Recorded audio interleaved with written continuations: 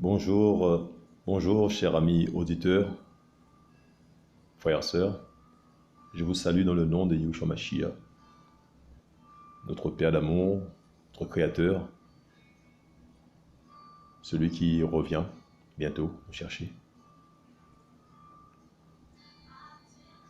Je voudrais vous entretenir, vous partager sur l'enfer aujourd'hui. L'enfer qui n'est plus ce qu'il était.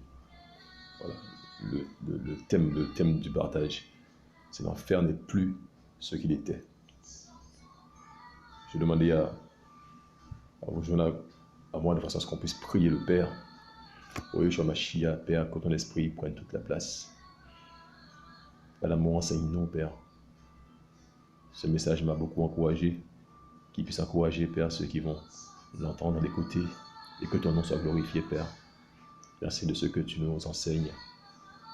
Que ton nom soit glorifié au siècle des siècles. Yeshua Mashiach. Alléluia, alléluia. L'enfer, mes amis, n'est plus ce qu'il était. Voilà. Et en fait, dans l'histoire de l'humanité, nous allons noter deux périodes. Une période d'avant la croix et une période d'après la croix. Il est dit dans Matthieu 16, verset 18, donc c'est Yahushua qui parle à Pierre, qui dit « Et moi je te dis que tu es Pétros, donc Pierre, et que sur ce rocher, je bâtirai mon assemblée, et les portes de l'Hadès ne prévaudront pas contre elle. » Voilà. Yahushua dit à Pierre, à Pétros, qu'il va bâtir son assemblée sur un rocher, et les portes de l'Hadès, nous verrons tout à l'heure en détail ce qu'est l'Hadès, ne prévaudront pas contre elle. Ça veut dire que il y a un acte qui est pris par le Père, par Yahushua Mashiach, qui modifie le rapport du disciple avec la mort. Le rapport du disciple avec la mort est modifié. Par cette déclaration, il y a une modification des choses. D'accord? Il dit que dorénavant l'Hadès, le séjour des morts, l'enfer, les portes de l'Hadès ne prévaudront pas contre elle, contre son assemblée. Donc, l'impact qu'avaient les portes de l'Hadès avant la mise en œuvre de cet acte de Yahushua n'est pas le même qu'après. D'accord? Il y a un avant et un après. D'accord? Maintenant, à quel moment cela a été acté? À quel moment? Donc Yahushua parle, il dit, les portes de l'Hadès ne prévaudront pas contre son assemblée. Maintenant, à quel moment cela a été acté? Voyons dans Matthieu 27, 51 à 52. Donc Matthieu 27.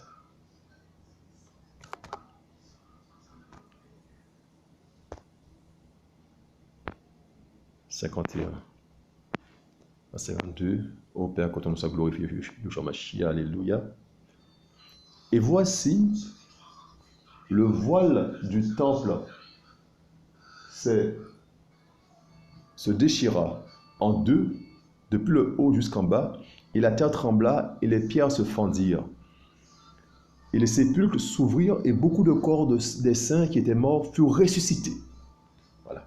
Juste avant, quand Yahushua, donc au verset 50, quand Yahushua poussa de nouveau un grand cri et qu'il rendit l'esprit, donc à ce moment-là, il dit, verset 51, « Et voici le voile du temple se déchira en deux, depuis le haut jusqu'en bas, et la terre trembla, et les pierres se fendirent. Et les sépulcres s'ouvrirent, et beaucoup de corps des saints qui étaient morts furent ressuscités. » Je ne vais pas faire de commentaire là-dessus. Mais il y a quelque chose, il y a un fait qui se passe. Il y a un fait accompli. Yahushua pousse un cri, et des hommes donc ressuscitèrent des hommes saints, hein, des saints ressuscitèrent. Ils ressuscitèrent. Donc, il y a quelque chose quelque chose qui s'est passé, un fait. Je ne vais pas faire de commentaire là-dessus. On va continuer. On va continuer. En tout cas, il y a une libération des morts qui a été faite quand Yahushua poussa le cri et qu'il lui rendit l'esprit. D'accord?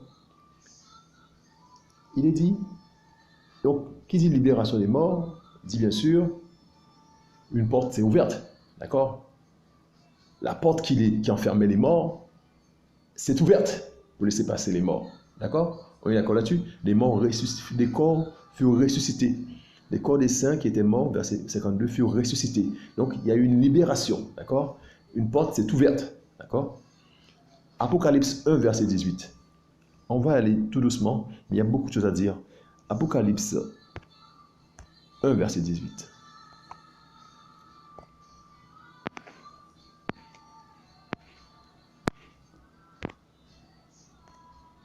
Alléluia, alléluia, alléluia, alléluia. C'est Yahushua qui parle, hein, qui parle à Jean.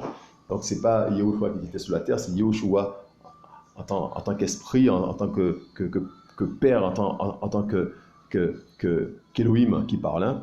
Il dit, verset 17, donc c'est Jean qui parle et qui dit, « Et quand je le vis, je tombais à ses pieds comme mort, et il posa sa main droite sur moi en me disant, n'aie pas peur. » Et là c'est Yahushua qui parle, « N'aie pas peur, moi je suis le premier et le dernier. » D'accord? Et le vivant, j'étais mort, et voici, je suis vivant d'âge en âge. Amen. Et j'ai les clés de l'Hadès et de la mort. Voilà.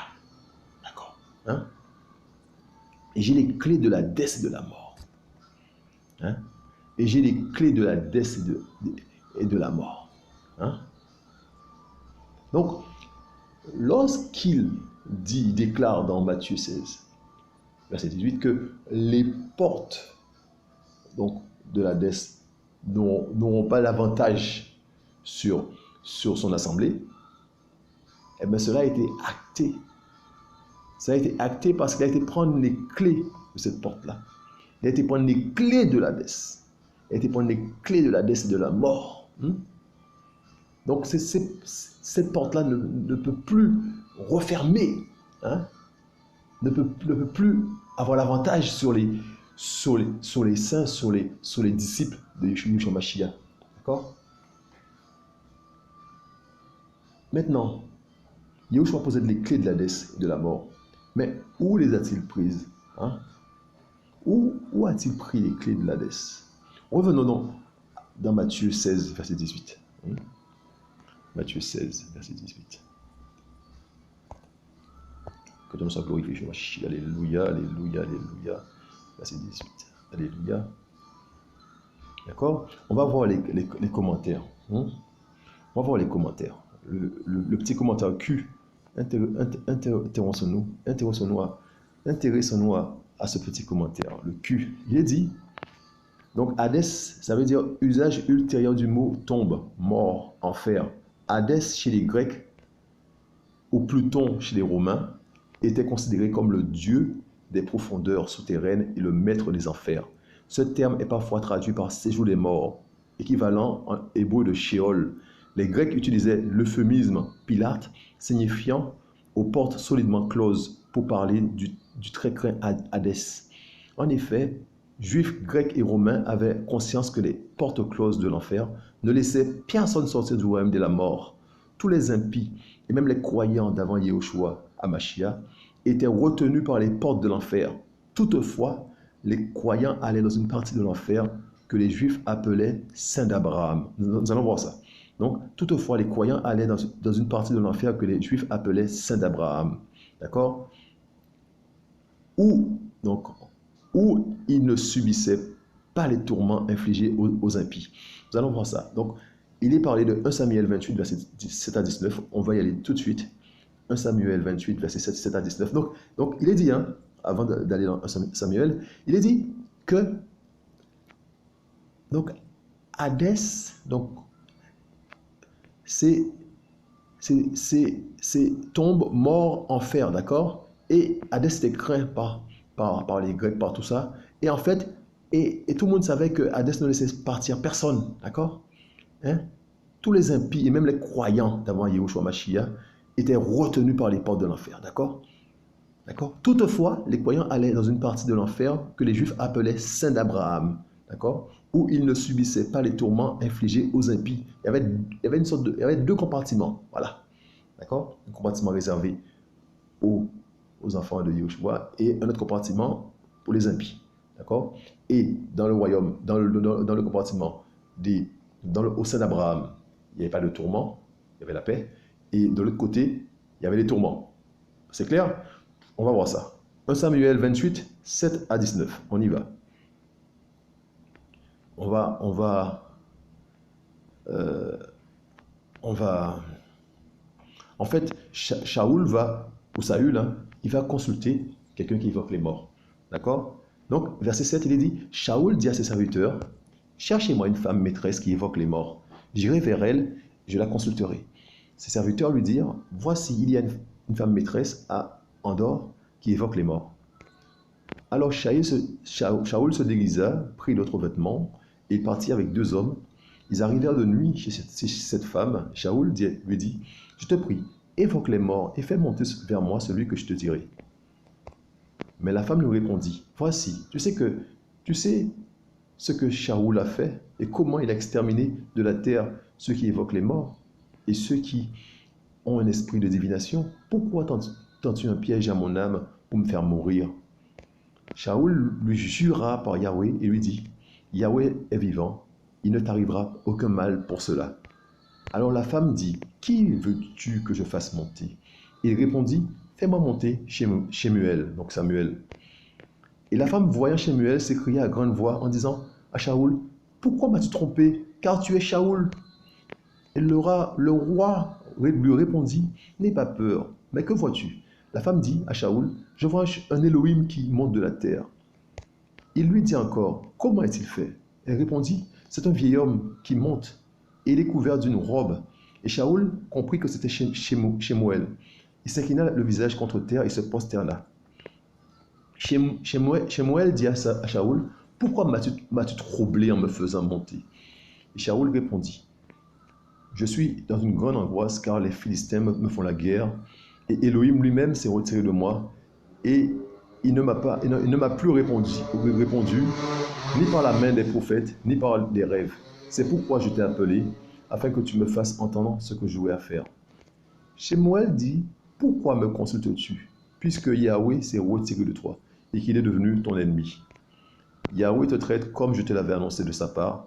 Yahweh a déchiré le royaume d'entre tes mains et l'a donné aux mains de David, ton compagnon. Parce que tu n'as pas écouté la voix de Yahweh et que tu n'as pas exécuté l'ardeur de sa colère contre Amalek, à cause de cela, Yahweh te traite de cette manière aujourd'hui. Et même Yahweh livrera Israël avec toi entre les mains des Philistins. Et vous serez demain avec moi, toi et tes fils. Yahweh livrera aussi le camp d'Israël entre les mains des Philistins. On va s'arrêter là. Donc, il y a plusieurs informations. Dans ce verset 19, Shemuel dit à Saül qu'ils seront avec lui demain, là où il est là. Hein? Mais Saül et ses fils ne sont pas de Yahweh. Donc, ils seront avec lui. Donc, ils seront dans l'autre compartiment. Ils seront avec lui. Dans l'Hadès, mais dans l'autre compartiment. Hein? Dans l'autre compartiment. Ils ne seront pas au sein d'Abraham. Ils seront dans l'autre compartiment, là où il y a les tourments. Mais Samuel dit bien à Saül, vous serez avec moi demain, toi et tes fils. D'accord? Et on va juste regarder rapidement, parce qu'il y a beaucoup de choses à dire au nom de Yahushua Mashiach. Juste regarder le verset 15. Shemuel dit à Saül, pourquoi m'as-tu troublé en me faisant monter? Donc, Saül l'a troublé, il était en paix. Il était en paix. Et Saül l'a troublé. Hein? Et en le faisant monter, donc il était en bas. Il est monté. D'accord? Donc, c'est juste à faire remarquer cela. D'accord? Donc il n'était pas troublé. Donc Shaoul, en le faisant monter, l'a troublé. Donc il était en paix. D'accord? On va continuer. Donc juste pour faire un petit résumé de la situation, Samuel, donc, qui était déjà mort, décédé, d'accord? La femme qui invoque les morts va faire remonter donc, Samuel, parce qu'à la demande de Shaoul, d'accord? Et là, Shemuel va lui dire, pourquoi m'as-tu troublé? Hein? D'accord? Et Shemuel va lui dire, demain vous serez avec moi, toi et tes fils. D'accord? D'accord? Mais eux, ils sont pas de Yahushua, Saül et ses enfants. Ils sont de l'autre côté. Donc ils seront avec lui, mais dans l'autre compartiment. D'accord? On continue. On continue. Alléluia, alléluia. Père soit glorifié. Donc, on a vu Samuel 28, verset 7 à 19. Allons voir maintenant Luc 16, verset 22. Là, on va commencer à partir du verset 19. D'accord? Mais il y avait un certain homme riche qui était vêtu de pourpre et de fin lin, et qui tous les jours se réjouissait d'une vie somptueuse.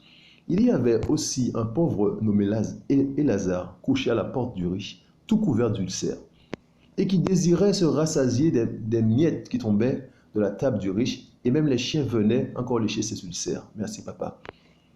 Il arriva que le pauvre mourut et fut porté par les anges dans le sein d'Abraham. Vous voyez là, c'est le sein d'Abraham. Le riche mourut aussi et il fut enseveli. Et dans l'Hadès, il leva ses yeux, et tandis qu'il était dans les tourments, il vit de loin Abraham et Lazare dans son sein. Et s'écriant, il dit, Père Abraham, aie pitié de moi, et envoie Lazare pour qu'il trempe le bout de son doigt dans l'eau et me rafraîchisse à la langue, parce que je suis tourmenté dans cette flamme. Mais Abraham dit, enfant, souviens-toi que pendant ta vie, tu as reçu de bonnes choses, et Lazare, pareillement, les choses mauvaises. Mais maintenant, il est ici consolé, et toi, tu es tourmenté. Et en plus de tout cela, un grand abîme a été fermement placé entre nous et vous, afin que ceux qui veulent passer d'ici vers vous ne puissent le faire, et qu'on ne traverse pas non plus de là-bas vers nous. Alléluia! Vous voyez? On a un peu plus d'informations. Donc, dans l'Hadès, il y a donc cette partie du sein d'Abraham et l'autre partie. Mais il dit que on ne peut pas aller d'un côté à l'autre. D'un côté, on ne peut pas sortir d'un côté, aller à l'autre, et puis sortir de l'autre côté, venir par là. Non, non, c'est infaisable, c'est impossible. D'accord? Donc le riche était dans le tourment, et Lazare était consolé. Alléluia! D'accord? D'accord? Donc on continue parce qu'il y a beaucoup de choses à voir. D'accord? Voilà. Donc le décor est planté. Hein? Avant la croix, c'est ce qu'il y avait. Il y avait l'Hadès. Dans l'Hadès, il y avait le sein d'Abraham, et de l'autre côté, d'accord? Donc le sein d'Abraham recueillait les enfants de Yahushua, les enfants du Père. De l'autre côté, il y avait les impies. Voilà. On va continuer au nom de Yahushua Mashiach. Alléluia.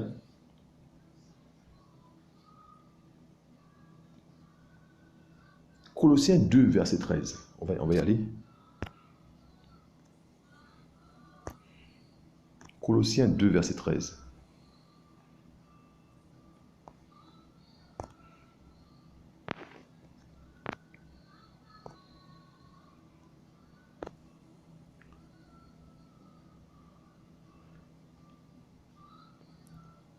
Et vous, étant morts dans les fautes et dans l'incirconcision de votre chair, il vous a vivifié ensemble avec lui, nous ayant pardonné toutes nos fautes. Il a effacé l'acte dont les dogmes étaient contre nous et qui nous était contraire. Il a entièrement aboli en le clouant à la croix. Donc là, il est parlé de Yahushua. Il a dépouillé les principautés et les autorités. Il les a exposées publiquement en spectacle en triomphant d'elles. Ici, sur verset 15. Il a dépouillé les principautés et les autorités. Il les a exposées publiquement en spectacle en triomphant d'elles par la croix. Il a dépouillé Hadès, qui est aussi une principauté. Hein? Il a dépouillé Hadès. Il a dépouillé les principautés. Hein? Alléluia! Il a dépouillé les principautés. Acte 20, verset 14. On continue. Acte 20, verset 14. Apocalypse 20, verset 14, pardon. Il est dit, hein, juste pour une parenthèse, et la mort et l'Hadès furent jetés dans le lac de feu, c'est la seconde mort. Donc, c'est juste pour vous dire que vraiment, l'Hadès et la mort, ce sont des principautés, ce sont des démons. Donc, eux aussi, ils seront jetés dans le lac de feu. Voilà, c'est juste une parenthèse que je fais. Juste pour dire vraiment que l'Hadès, c'est vraiment une principauté, c'est un démon, d'accord? Donc, voilà. Maintenant, on a parlé d'avant la résurrection. Maintenant, après la résurrection, qu'est-ce qui se passe pour ceux qui meurent en Yahushua? Pour les saints qui meurent, qu'est-ce qui se passe? On va prendre acte 7, verset 59. Donc là, il est parlé d'Étienne qui se fait lapider.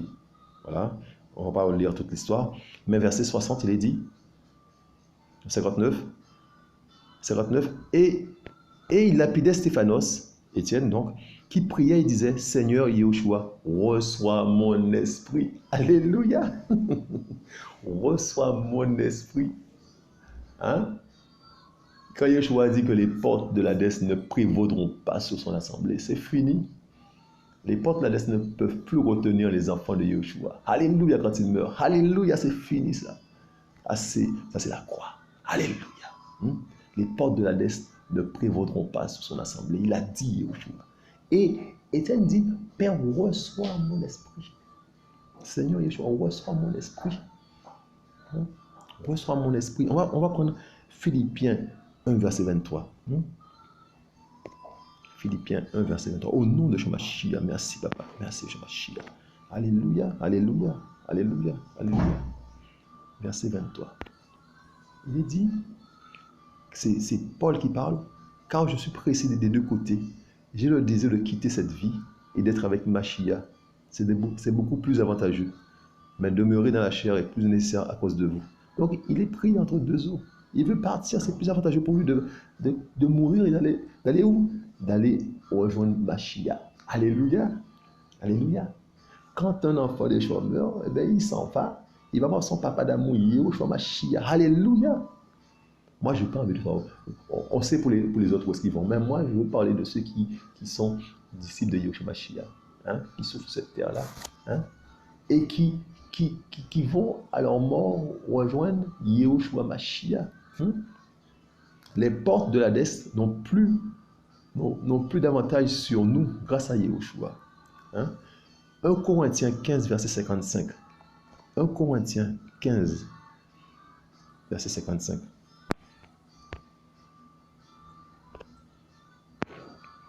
Alléluia, merci papa, Yeshua, alléluia. Et il dit, Paul dit, mais mort, où est ton aiguillon? Hadès, où est ta victoire? Hadès qui était craint, hein? On a vu, il était craint par les Grecs, par les compagnies, là, tout cela. Et là, Paul qui dit, mais où est ta victoire, Hadès? C'est fini. Yahushua Mashiach est passé par là. Alléluia. Yahushua Mashiach est passé par là. L'enfer n'est plus ce qu'il était. Alléluia. Alléluia. Je voudrais Yahushua voudrait fortifier un de ses enfants aujourd'hui. Alléluia. Père d'amour, tu es bon, Yeshua Mashiach. Tu as vaincu la mort, Yeshua Mashiach. Alléluia. Tu nous as permis, Yeshua Mashiach, d'accéder au Père. Tu nous as permis, Yeshua Mashiach, Père d'amour, de ne plus être captif de la Père. Que ton nom soit béni, Père, pour ton œuvre dans nos vies. Alléluia, Papa d'amour. Merci, Papa d'amour, de ce que tu prends soin de tes enfants, Mashiach. Alléluia, tu prends soin de tes enfants sur cette terre. Tu prends soin de tes enfants, Papa d'amour, quand ils meurent, et que ton nom soit béni, Mashiach. Tu as tout fait à merveille, Père. Tu as tout fait à merveille. Que ton nom soit glorifié, Mashiach. Que ton nom soit glorifié, soit exalté, Père. Oh, Père d'amour, tu es le roi des rois. Nous t'exaltons, nous glorifions Seigneur Mashiach. Merci pour, Papa d'amour, ce que tu fais dans nos vies, Père. Bénis chacun de nous, Mashiach. On a besoin de la puissance de ta présence, Père. Oh, Papa d'amour, touche les cœurs, Père. Alléluia. Je vous dis à bientôt.